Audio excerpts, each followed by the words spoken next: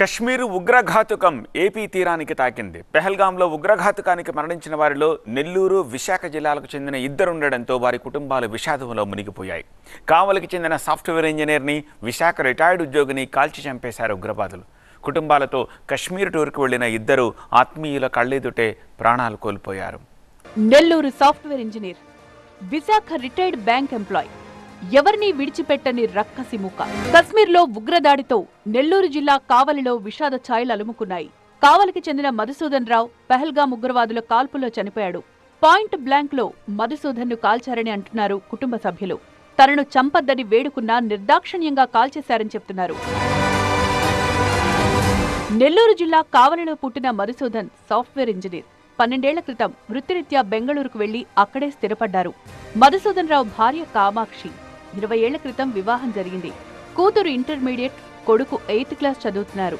భార్య కళ్ళెదిటే మధుసూదన్ ప్రాణం తీశారు ఉగ్రవాదులు. విషయం తెలియగానే బంధుమిత్రులు విషాదంలో మునిగిపోయారు. చిన్న దెబ్బ అయింది అని చెప్పాము, అంతే. మైనర్ ఫ్రాక్చర్ అయింది, ఒక ఇన్సిడెంట్ అయింది, వస్తున్నాడు, బాగున్నాడు, పర్వాలేదు అని చెప్తున్నాడు. తను దేవుడినే తలుచుకుంటుంది, ఎవరితో మాట్లాడట్లేదు, మాకు చెప్పే ధైర్యం రావట్లేదు. మా వదిన నేను రాలేను, అక్కడే చచ్చిపోతా. ఉగ్రదాడిలో చనిపోయిన మధుసూదన్ రావు తల్లిదండ్రులు కావలి కుమ్మర వీధిలో నివాసం ఉంటున్నారు. తల్లిదండ్రులు హార్ట్ పేషెంట్స్ కావడంతో స్థానికులు, బంధువులు వారికి జరిగిన సంఘటన గురించి వెంటనే చెప్పలేదు. పెహల్గాం ఉగ్రదాడిలో వైజాగ్కు చెందిన రిటైర్డ్ బ్యాంక్ ఉద్యోగి చంద్రమౌళి చనిపోవడంతో ఆయన సన్నిహితులు, బంధువులు విషాదంలో మునిగిపోయారు. ఈ నెల 18నే పుట్టినరోజు జరుపుకున్న చంద్రమౌళి అదే రోజు భార్య, కొందరు స్నేహితులతో కశ్మీర్కు వెళ్లారు.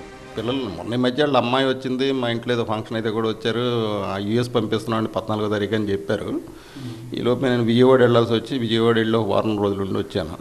ఈలోపు ఈ టూర్ అనుకోలేదు నేను. ఆయన నేటివ్ ప్లేస్ పార్వతీపురం దగ్గరికి వెళ్ళారేమో అనుకున్నాను. ట్రావెల్ ఏజెన్సీ ద్వారా చంద్రమౌళి కశ్మీరీ ట్రిప్కి వెళ్లారంటున్నారు బంధువులు. మొన్నటిదాకా జమ్మూ కశ్మీర్, గుల్మార్గ్లో ఉండి మంగళవారమే పెహల్గాంకు వెళ్లి టెర్రరిస్టులకు టార్గెట్ అయ్యారు. ఉగ్రవాదులు కాల్పులు ప్రారంభించగానే హార్ట్ ప్రాబ్లం ఉన్న చంద్రమౌళి పరిగెత్తలేకపోయారంటున్నారు కుటుంబ సభ్యులు. పారిపోయేందుకు ప్రయత్నించినా ఉగ్రవాదులు వెంటాడి కాల్పులు జరిపారు.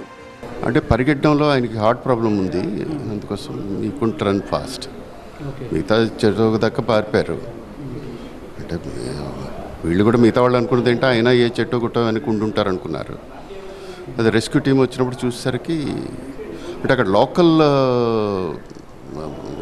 పబ్లిక్, యూత్ వచ్చి బాగా హెల్ప్ చేశారు. వీళ్ళని తీసుకెళ్ళి కిందకి తీసుకుని వెళ్ళి వాళ్ళని కారులో పెట్టి, అంబులెన్స్లో పెట్టి ఎవాక్యుయేట్ చేశారు. ఉగ్రవాదులు వెళ్లిన తర్వాత కొంచెం దూరంలో తూటాలకు బలైన చంద్రమౌళి మృతదేహాన్ని సహచర పర్యాటకులు గుర్తించారు. ఆయన బృందంలో మిగిలిన వారంతా సురక్షితంగా ఉన్నారు. చంద్రమౌళికి 2 కూతుళ్లు. 10 రోజుల క్రితమే వారిద్దరూ యుఎస్కి వెళ్లారు. భార్యతో కలిసి టూర్కు వెళ్తున్నానని చంద్రమౌళి చెప్పారని, అంతలోనే విషాద వార్త వినాల్సి వచ్చిందని సన్నిహితులు ఆవేదన వ్యక్తం చేశారు. ఆయన మిస్ అయ్యారు. అది కొంతవరకు రాత్రి వరకు కూడా కన్ఫర్మ్ కాలేదు. ఇప్పుడు తెలిసిన సమాచారం మేరకు ఆయన లేరు, ఆయన కూడా పోయారు ఉగ్రవాద దాడిలో అని చెప్పి తెలిసింది.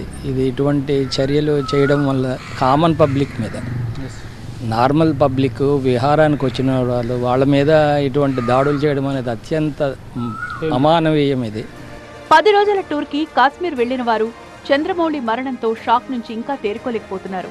రాత్రి 1 గంట వరకు చంద్రమౌళి మిస్ అయినట్టే చెప్పారు. ఆ తర్వాత మృతుల్లో చంద్రమౌళిని గుర్తించారు. ప్రత్యేక విమానంలో బుధవారం రాత్రి చంద్రమౌళి మృతదేహం విశాఖకు చేరుతుంది. సీఎం చంద్రబాబు ఎయిర్పోర్ట్లో బాధిత కుటుంబాన్ని పరామర్శిస్తారు.